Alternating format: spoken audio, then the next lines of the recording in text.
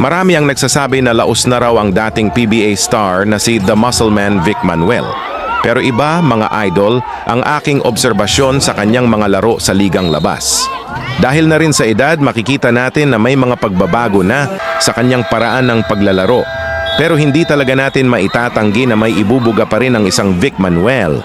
Unstoppable pa rin sa poste, may shooting sa labas, at higit sa lahat, dala niya ang napakalaking veteran presence na malaking ambag sa bawat laban ng kanyang koponan na WB and Sofia.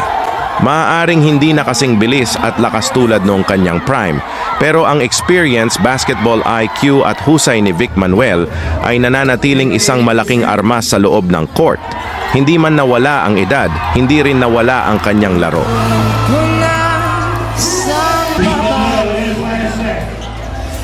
Tulog sa umaga, sing sa gabi.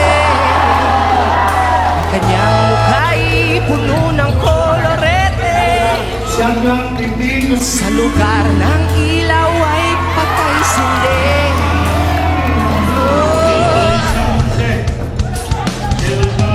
Simulan natin ang istorya ko'y kanyang matay na kaibigan.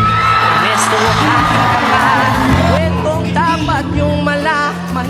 Huwag nang magbulag-bulagan. Bakit nais natin ay malaman ang baho ng iba? Pagbibigyan kita. Kilala mo ba si Madana? Ikaw ang bata mula pa ng pagkabata kami laging magkasama mga